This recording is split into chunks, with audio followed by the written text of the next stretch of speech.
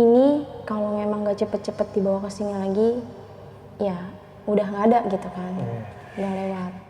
Bunda, itu di situ ada siapa ya? Ada bapak-bapak, dia bilang gitu kan. Udah. Ngek dulu sini ngek. Ayo.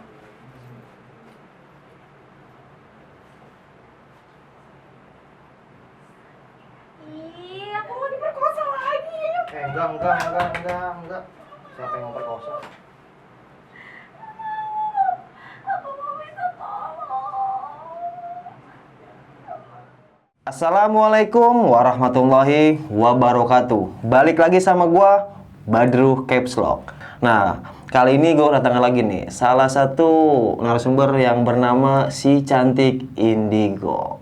Mbak, gimana kabarnya Mbak? Baik, alhamdulillah. Siapa sih nama lu? Maya. Oh Maya, tadi gue nyebut si cantik Indigo, berarti Maya ya Maya. Susah banget nih sob, buat datengin Mbak Maya ini karena dia sibuk. Pagi dia kerja, siang dia kerja, malam dia kerja, sore pun kerja. Jadi waktunya itu sibuk banget ya Mbak ya. Dan kali ini Mbak Maya menyisihkan waktu ya buat berbagi cerita lagi nih. Pengalaman di mana Mbak Maya? Jadi waktu tahun 2019 di bulan Oktober, gue itu pergi sama 20 orang keluarga gue. Oke. Itu ke Pantai Selatan, Pantai Pelabuhan Ratu. Selatan, Pelabuhan Ratu. Oke. Sebelum kita lanjut ke ceritanya nih Sob, buat teman-teman yang belum subscribe, jangan lupa di-subscribe dan diaktifkan loncengnya. Buat teman-teman yang sudah subscribe, kita banyak-banyak terima kasih karena sebagian penghasilan dari channel ini akan kita donasikan ke orang yang membutuhkan.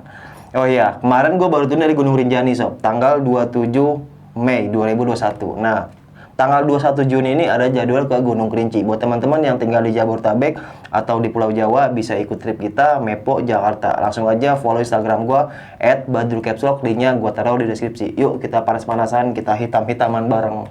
Langsung saja kita ke Gibah Misteri.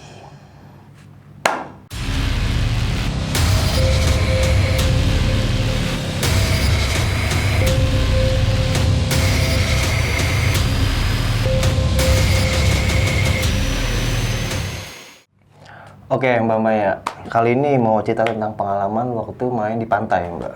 Iya, jadi niatnya bukan main sih, bawa bokap gue pulang kampung buat berobat juga. Oh, di daerah sana? Iya, di Cianjur. Iya.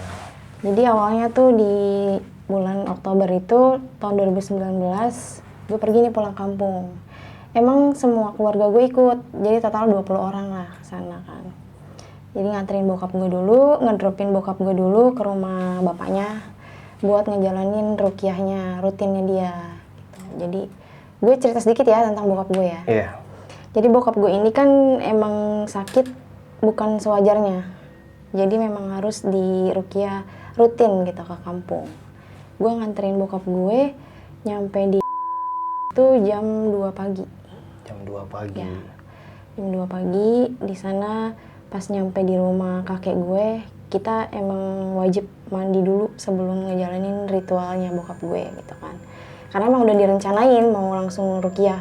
Pas nyampe mau langsung, karena bokap gue itu udah lemes banget, udah gak bisa ngapa-ngapain kan. Akhirnya dibawa ke petilasan pemakaman pendiri Cianjur. Nah, karena kakek gue itu adalah kuncen sana. Gitu. Nah di sana kita tuh berkumpul di tengah-tengah makam ini untuk ngejalanin ritual bokap gue gitu. Jadi jam 3 pagi itu dimulai tuh rukiahnya. Jadi sebelum rukiah kakek gue memang sholat tahajud dulu nih gitu kan. Posisi rukiahnya itu di makam situ kan, karena emang udah dibikin kayak pendopo gitu. Di situ nggak ada pencahayaan sama sekali, Gelap banget ya. gelap banget.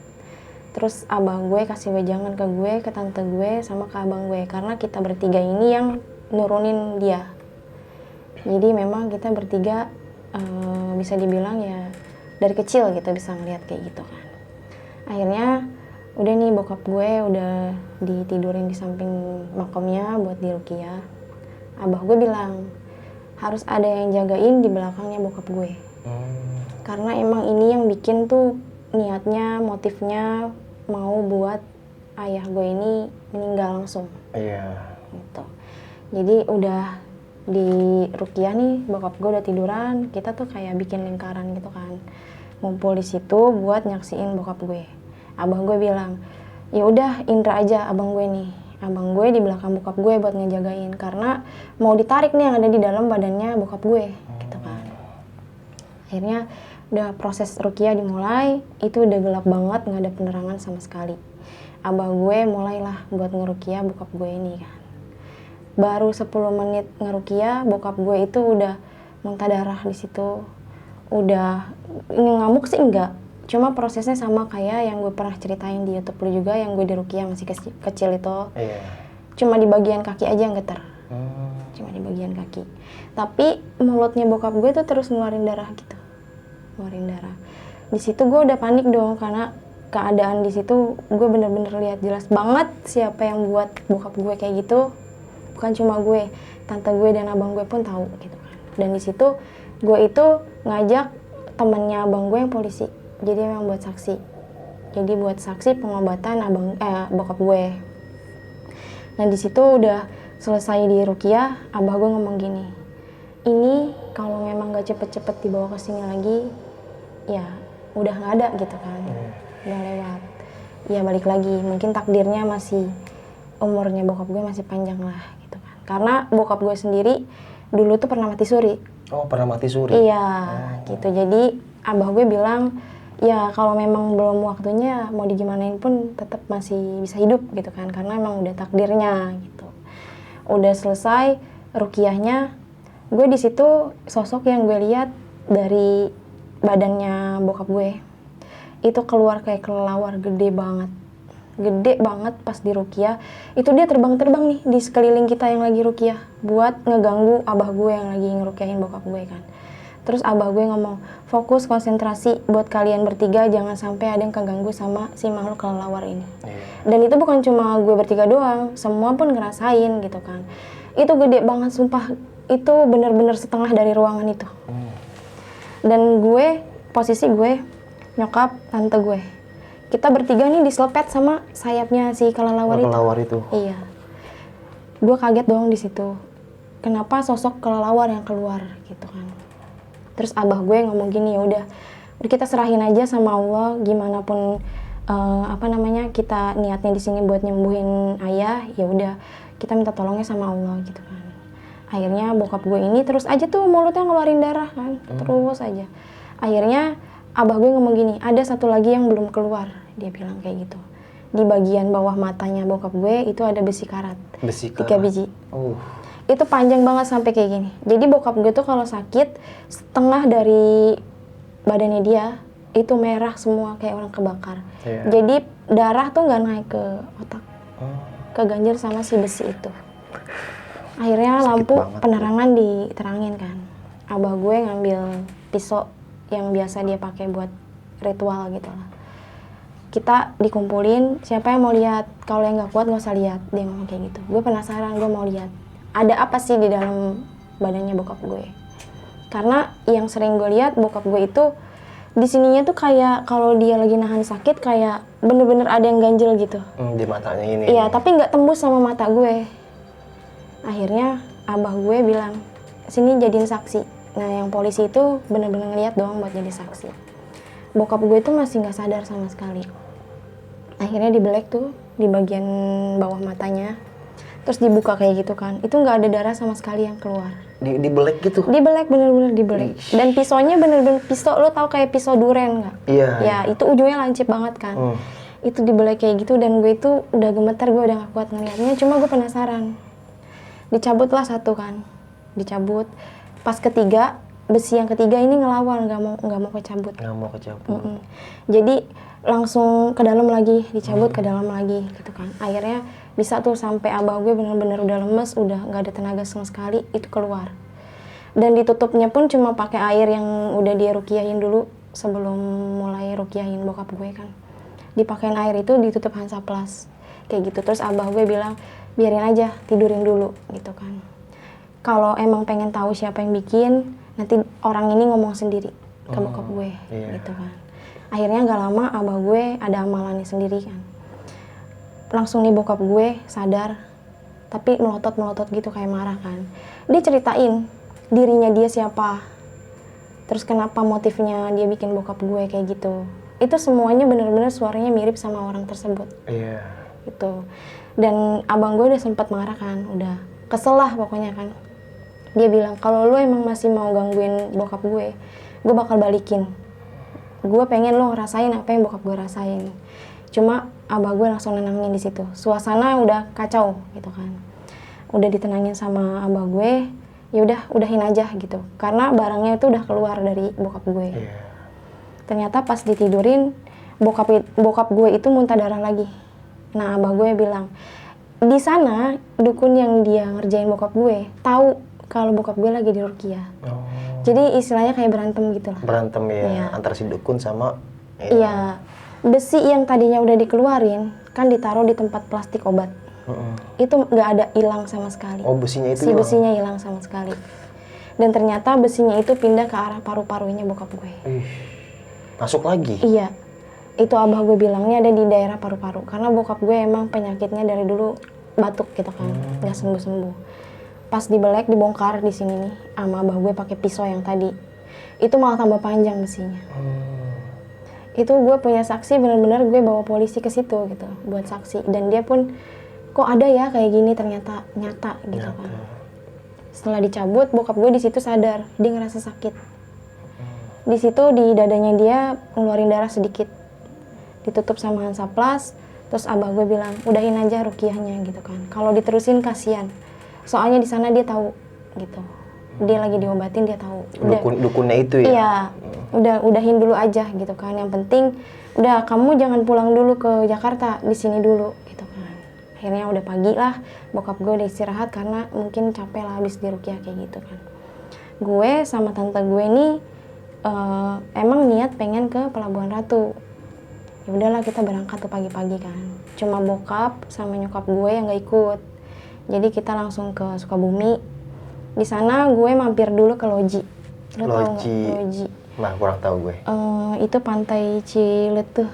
Ciletuh. Nah, di situ dekat situ.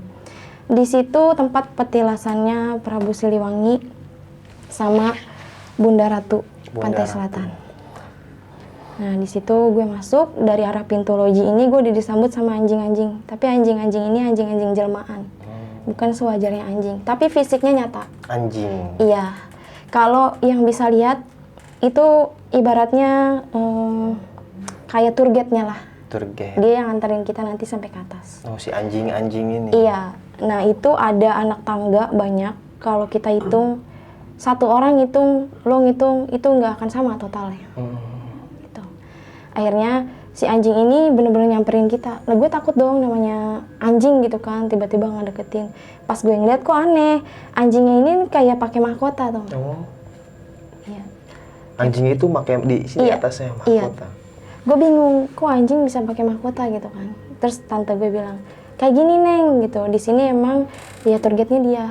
Jangan sembarangan kayak ngusir dia, jangan sembarangan ngasih makan dia gitu. Karena emang iya dikasih makan pun dia nggak mau makan. Makanan dia ternyata bukan makanan yang kayak anjing biasanya. Apa tuh makanan dia? Jadi tante gue bawa kayak gaharu, tau nggak gaharu? Nggak tahu. Gaharu yang kayak dupak Oh, segitiga. gaharu itu ya, ya tahu. Itu tante gue bawa seplastik dan tante gue tuh naruh di bawah. Nih coba kita lihat ya, pasti dimakan sama dia. Bener, itu dimakan sama dia. Dimakan sama si anjing Dimakan itu? sama anjing itu. Dasar anjing. Itu dimakan sama dia. Ya udah, kita nggak langsung naik ke atas kan. Kita kayak nongkrong-nongkrong dulu lah di warung yang lesehan depannya ini. Gue sempat foto juga di situ, ada dokumentasinya. Terus selesai gue makan, itu kan gue nyampe jam 12:30 malam. Itu karena emang lama di rumah saudara gue di Cianjur, jadi gue mampir dulu ke sana. Nyampe di situ jam 12:30 malam, tante gue bilang ya udah naik aja langsung gitu kan. Dia yang tahu lah, dia karena udah sering banget ke situ nganterin tamu-tamunya dia kan. Pas gue naik, tante gue ngomong gini, jangan lupa nanti kalau anjingnya berhenti kita harus berhenti, nggak boleh jalan duluan ngeduluin dia gitu kan. Naiklah ke tangga pertama, di situ ada kayak patung Buddha gitu. Nah, dia berhenti di situ. Dia bilang, ini ada kisahnya, ada sangkut pautnya antara Islam dan Buddha. Oh. Dia bilang, tapi gue nggak paham karena gue ya bukan sejarawan lah. Kalau Iya. tante gue kan emang dia tahu. tahu jelas banget kan. Dipelajari sama dia. Iya. Terus dia cerita lah, di sini banyak kayak peninggalan zamannya presiden pertama. Soekarno. Nanti kita ketemu sama beliau di atas, dia bilang kayak gitu kan. Gue lihat di situ gerbangnya udah gede banget, badan gue udah gemeter sama sekali kan. Terus abang gue juga udah, ini pintunya, maksudnya ini gerbangnya. Baru di pintu ini aja gue udah ngerasa aneh banget kan. Si anjing itu berhenti lama banget, dan kita tuh nggak ada yang berani naik. Karena yang kuncen orang itu yang dari atas turun ke bawah, dia ngomong sama tante gue, ya udah tunggu dulu sampai anjingnya jalan lagi ke atas. Jangan coba-coba kamu duluan gitu kan. Akhirnya udah anjingnya udah naik lagi nih ke atas, ke pintu kedua, ke tangga yang ke atas tuh. Di situ ada kayak alun-alun gitu, kayak ada gamelan gitu kan. Emang nyata gitu, gamelannya nyata. Terus tante gue ngomong gini, mau sholat tahajud di sini atau di atas, dia ngomong gitu kan. Kalau di atas nanti bener-bener tempatnya si bunda gitu. Yaudah di atas aja, karena gue tertarik banget ke atas. Di situ gue cuma berhenti sebentar karena ponakan-ponakan gue nih yang kecil-kecil udah ngantuk gitu kan. Ya udah didudukin dulu di situ. Nah, ponakan gue ini yang bisa ngeliat nih yang masih kecil, dia ngomong gini, bunda, itu di situ ada siapa ya? Ada bapak-bapak, dia bilang gitu kan. Bapak-bapaknya kayak gimana? Gue tanya gitu kan. Gue tahu, gue udah lihat. Terus gue bilang ke emaknya kan, anak itu udah mau nangis tapi kayak orang panik, ketakutan gimana sih? Cuma melukin nyokapnya kan. Gue bilang iya, di situ ada bapak-bapak.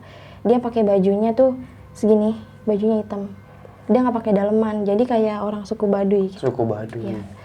Hitam-hitam, pakai celana pendek, tapi posisinya lagi meditasi gini. Terus coba ditanya tuh anaknya kan, emang Dede lihat apa gitu?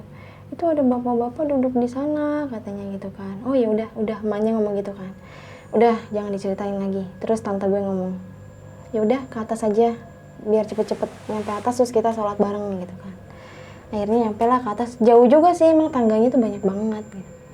Nyampe di atas, si anjing ini tuh ngegonggong kenceng banget, ngegaung tuh di tempat duduknya si Bunda Ratu. Karena memang ada tempatnya tuh gede banget kayak istana.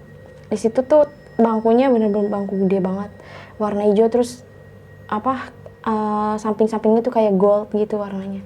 Pokoknya cakep banget deh emang di situ kan. Gue ngeliat kok ada cewek cantik banget ya duduk di situ. Dari jauh nih gue lihat, oh itu mungkin kali yang dinamain Bunda Ratu. Atau bisa dibilang ya entah itu dianya atau dayang-dayangnya gitu. Dia duduk gini, posisinya gini, terus rambutnya dia tuh kan panjang kan, pakai baju warna hijau tapi kayak kemben. Di sini tuh gold semua. Pokoknya cakep banget, anggun banget dia. Terus dia kayak senyum gitu. Senyumnya tuh senyum hangat lah gitu, kayak nyambut gue sama keluarga gue kan. Akhirnya gue bilang, gue mau sholat langsung di sini. Gue langsung kayak gitu kan. Karena gue harus sama-sama saling menghargai sama dia gitu kan. Terus tante gue bilang, ya udah hajat dulu sebelum tahajud, dia bilang gitu kan. Ya udah, akhirnya gue, tante gue sama tante gue lagi yang satunya lagi nih, gue bertiga. Terus gue bilang, udah yang aja duluan ngambil wudhu, gue gituin kan, nanti aku belakangan. Udah sekalian aja, dia bilang kayak gitu kan. Kayaknya gue masih pengen banget natap-tatapan sama dia karena auranya bagus banget gitu. Cakep banget pokoknya dia kan. Oh ya udah, nah ngambil wudhunya itu jauh banget, turun ke bawah, dan itu pohonnya tuh gede-gede banget kan. Dan di seberang si pohonan ini udah langsung laut si pantai Cileteh ini kan. Di seberangnya itu suara ombak udah kencang-kencang banget kan. Terus gue sama abang gue nih, gue bilang ayo ambil wudhu, yaudah ayo gitu. Nah anaknya tante gue ini ngikut gue jalan. Pas mau ke tempat wudhunya, gue dengar ada suara gamelan yang tadi di bawah nih. Karena emang gamelan di situ doang kan. Terus gue berhenti tuh sama abang gue diem. Iya udah suara kan, dia bilang kayak gitu kan. Nah si anaknya tante gue ini emang mulutnya agak-agak lemes, cowok tapi kan. Ih apa tuh dia ngomong kayak gitu. Ada suara gamelan nih, aku takut, dia bilang gitu. Udah Alip jangan ngomong gitu, gue bilang kan. Ih Ate aku takut tuh, dia ngomong gitu kan. Udah nggak apa-apa, gue gituin kan. Aku takut, dia semakin kepanikan tuh kan. Suaranya emang makin kenceng bang. Akhirnya udah tuh gue ngambil wudhu, gue sambil pegangin tangan ponakan gue ini kan. Dia duluan ngambil wudhu, terus dia lari kenceng banget ngeduluin gue. Terus dia ngadu sama nyokapnya yang bisa ngeliat juga. Ya udah, Alif nggak usah ngomong apa-apa gitu. Udah cepetan sholat di sini gitu. Terus dia masih kayak panik, diem aja. Gak mau, aku nggak mau sholat, aku takut, dia bilang gitu kan. Udah nggak apa-apa, sholat aja, dia ngomong gitu. Bareng sini rame-rame kita jamaah. Nah almarhum om gue ini, dia ngambil wudhu nih belakangan kan. Ntar tungguin gitu, ntar biar aku aja ngimamin gitu. Emang mau sendiri-sendiri apa rame-rame, dia bilang gitu kan. Udah sendiri-sendiri aja biar cepet gitu. Kalau tunggu-tungguan kan lama lagi kan. Akhirnya tante gue tuh di situ. Nah udah om gue ini almarhum ngambil wudhu tuh di situ kan. Dia balik lagi. Anjir, suara gamelannya makin kenceng, dia ngomong gitu kan. Ya udahlah, gue bilang. Mungkin kita diiringi dengan suasana-suasana kayak di kerajaannya dia gitu kan. Diiringin suara-suara gamelan gitu ya, gamelan. Akhirnya tante gue udah selesai sholat, tante gue ngeliatin ke arah gue terus kan. Gue sholat udah selesai, gue langsung arah ke tante gue. Gue nangis karena gue inget bokap gue gitu kan. Gue takutnya bokap gue kenapa-napa lagi dan gak bisa sembuh gitu kan. Akhirnya tante gue ini emang satu batin lah sama gue. Dia nangis juga, terus dia meluk gue, dia bilang, ya udah Neng yang sabar gitu, ayah pasti sembuh gitu kan. Karena kan yang ngobatin emang kakek kita sendiri, dia bilang gitu. Udah ikhlasin aja, pasrahin aja sama Allah. Dan di situ gue nggak tahu, di situ emang auranya tuh kita semua sedih gitu. Terus yang anak kecil tadi ini juga nangis, kayak udah yuk pulang gitu. Kita katanya mau ke pantai, kapan ke pantainya, dia bilang gitu kan. Nah, akhirnya di situ udah selesai sholat semuanya. Kita nungguin subuh buat sholat lagi, terus baru cabut ke pantainya kan. Udah subuh nih. Nah si anjing ini nih yang tadinya nggak ada, dia tiba-tiba udah langsung di depan pendoponya ini gitu kan. Gue emang sempat ketiduran karena gue udah ngantuk banget kan. Terus dia ngegonggong kenceng banget dan itu azan subuh. Kayak dia tuh ya udah bangun udah subuh gitu mungkin kan. Nah ini sepupu gue bangunin gue, teh bangun teh udah subuh gitu kan. Itu anjing kenapa bisa tahu banget ya waktunya subuh, pas banget azan dia langsung ngegonggong gitu. Iya, dan ngegonggongnya tuh bener-bener kayak serigala gitu. Kenceng banget. Akhirnya udahlah gue wudhu lagi, gue sholat lagi di situ. Terus gue rapi-rapi nih sama keluarga gue. Udah kita langsung ke pantai aja gitu kan. Nah gue tuh kayak berasa berat banget buat bangun dari tempat itu. Gue bilang kok kayaknya gue harus masuk ke tempat yang dikunci. Jadi di samping ini ada istana lagi tapi dikunci. Nggak boleh sembarangan orang masuk situ. Terus tante gue bilang, nanti deh ngomong sama kuncennya gitu. Nah si kuncennya datang nih. Yang boleh masuk cuma 3 ya, dia bilang gitu. Gue nggak ngomong, gue bisa, tante gue bisa, atau abang gue bisa gitu. Terus dia langsung nunjuk, kamu boleh masuk. Oh, kalian bertiga? Iya, dia. Terus aduh, apa dia tahu ya, gue bisa ngeliat juga gitu kan. Terus abang gue, nanti dulu dah, saya nanti dulu, dia ngomong gitu kan. Enggak, kalau mau sekalian, kalau enggak sekalian gitu. Jangan. Kata kuncinya gitu? Iya, jangan mau enggak gitu. Akhirnya gue bertiga masuk nih. Nah yang kecil ini nangis, minta ke dalam, sepupu gue, sama ponakan-ponakan gue yang kecil-kecil. Terus si kuncennya bilang, kamu kalau mau masuk ke dalam harus pakai peci. Dia nasihatin kayak gitu kan. Iya aku punya gitu. Terus dipakai tuh sama dia kan pecinya. Dan gue kesana harus pakai mukena, nggak boleh kayak gini. Harus pakai mukena rapih, ketutup rapih gitu kan. Kaki juga harus pakai kaos kaki ya, nggak boleh kelihatan aurat gitu. Udah gue masuk ke ruangan itu. Gue ngeliat di situ bener-bener musik gamelan yang gue denger di bawah ada di atas persis banget suaranya. Suara di situ, iya. Di ruangan itu. Nanti ada dokumentasi videonya ya gue kasih. Nah di situ kan dibatasi nih sama pembatas, jadi gue nggak boleh langsung ke bangkunya gitu kan. Gue ngeliat di situ dia duduk lagi tapi di sampingnya ini ada cewek 2. Mukanya tuh kembar. Mereka kayak bertiga tuh sama gitu. Gue kaget kan. Ya Allah, kok ada dia lagi gitu. Dia siapa sih? Apa bener ini namanya Bunda Ratu gitu kan? Dalam hati gue. Dan tante gue meditasi di situ sampai nangis. Dia duduk di situ sampai nangis kan. Gue ketarik banget sama yang di sebelah kanannya tempat si Bunda ini. Ternyata itu tempat presiden kita pertama.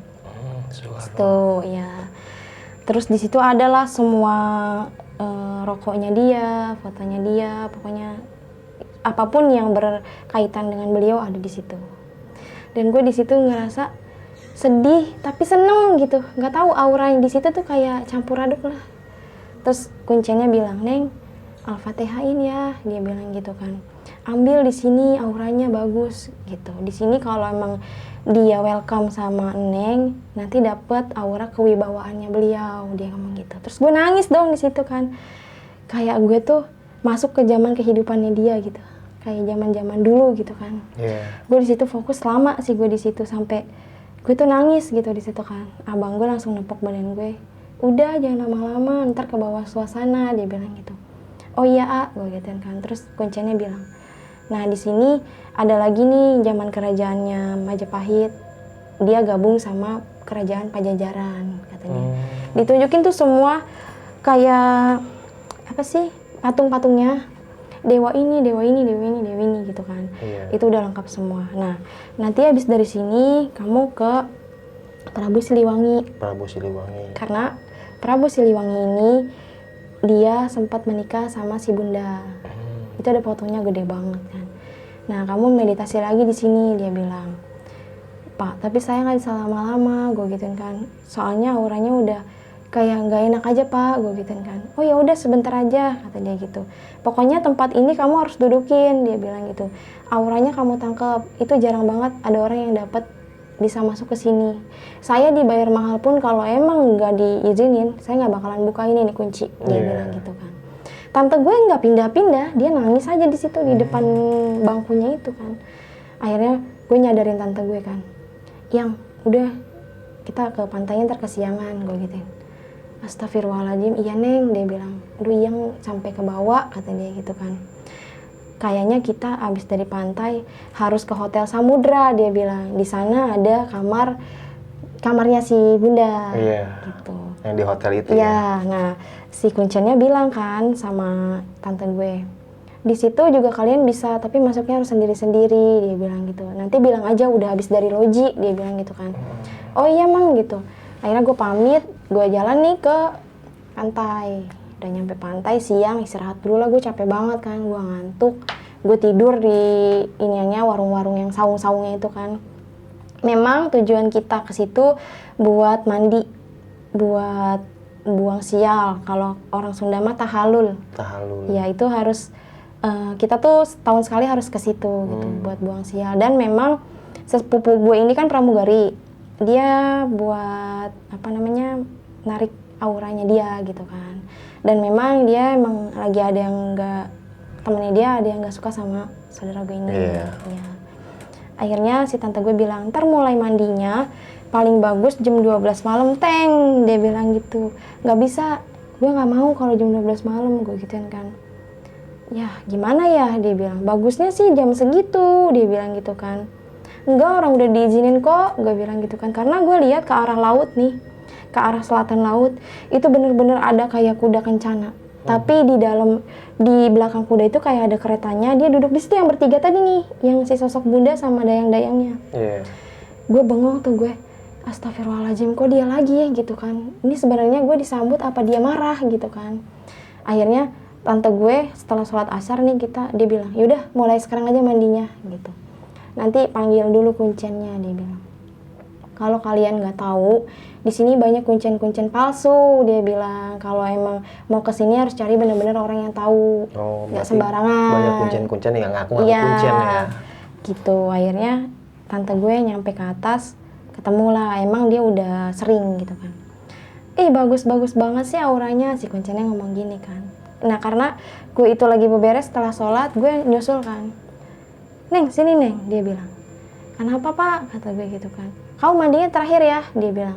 Oh iya Pak, nih dia dulu yang duluan. Karena si saudara gue yang pramugari ini katanya ada yang mau jahatin dia lah gitu. Udah kamu sini. Jadi di Karang Hau ini kan ada 7 karang kan, bolong-bolong gitu. Kita harus mandi ini di 7 karang ini, gitu kan, satu-satu. Sebelum mandi kamu make up dulu, karena biar cantik, dia bilang gitu kan. Gak boleh polos, gak boleh pucet. Dia dandan tuh. Nah bunga yang udah di ritualin sama si kuncennya ini ditaburin tuh ke karang, ke 7 karangnya itu. Terus ditaruhin minyak, gua nggak tahu itu minyak apa kan. Sama dia diaduk-aduk kan di airnya.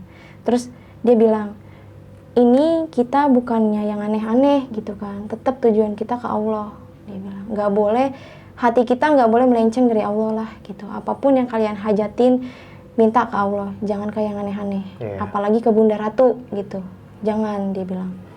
Akhirnya udah sepupu gue duluan kan, ya udah aku dulu gitu. Sebenarnya sih saya kasihan banget ya lihat kamu, dia bilang gitu kan, kok kamu sabar banget, dia bilang gitu. Terus dia mau cerita tapi kata tante gue udah tahan, jangan diceritain, nggak boleh cerita ke semua orang gitu, udah skip aja walaupun dia tahu masalah kamu jangan langsung cerita kayak gitu aja, dia bilang kan. Iya, dia ngomong gitu. Turun tuh ke karangnya dia. Nanti kamu sebelum saya lelepin ke dalam, kamu baca syahadat tuh 3 kali, dia bilang. Nanti kamu ikhlasin, jangan ngelawan. Soalnya kalau ngelawan itu takutnya nggak balik lagi. Oh, pas nyelam nggak nongol lagi. Udah ikhlasin aja gitu kan, serahin aja. Pertama dilelepin, dia langsung balik lagi ke atas bang mental. Iya.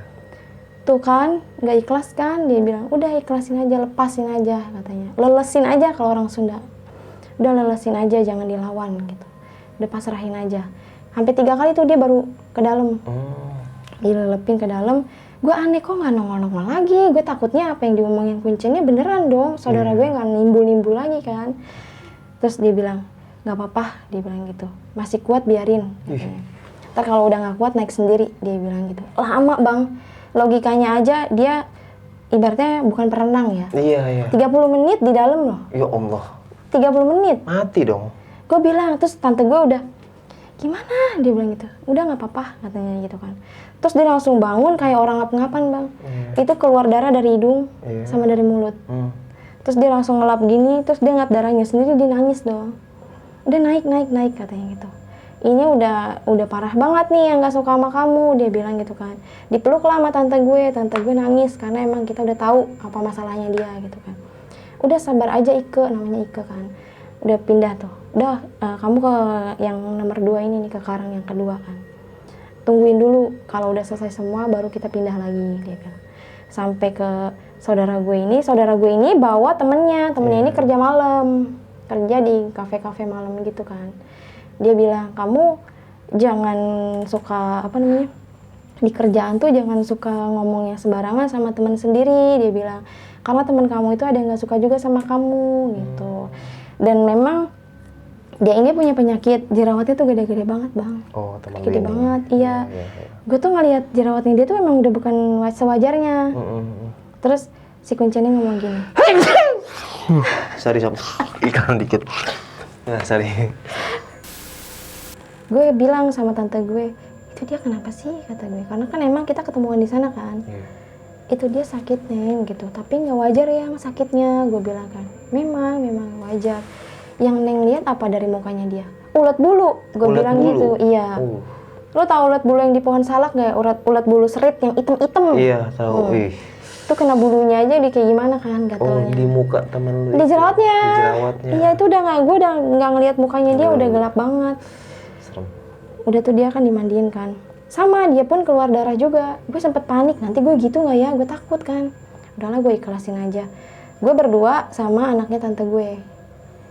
Terus dia bilang, tuh nanti bareng ya gitu, berdua aja di dalam karangnya, aku takut gitu. Iya, ya udah tuh. Ya udah Mut turun duluan, kata maknya gitu kan. Iya, terus gue turun. Kalian berdua nih kayak tanggal lahirnya sama, hari lahirnya sama, gue sama dia sama.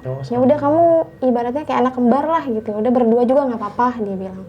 Kamu nggak ada masalah apa-apa gitu. Nah si kuncennya bilang, ini anak ini nih, dia nunjuk gue. Taruhan sama saya. 1 jam dia nggak akan naik lagi. Dia bilang kayak gitu. Nah saudara gue takut dong si Emut ini kan. Nggak mau sama TTA katanya gitu. Ntar ini lagi aku juga ke dalam nggak keluar lagi, dia bilang gitu kan. Terus gue tawa-tawa kan sama dia. Jangan takut ketawa katanya gitu. Di sini termasuk tempat keramat, dia bilang kan. Udah tuh gue pegangan tangan tuh sama dia kan. Yaudah baca syahadat dulu 3 kali, dia bilang. Udah selesai, kepala gue tuh dia megang kepala gue sama megang kepalanya saudara gue. Dilelepin lah bareng, blok.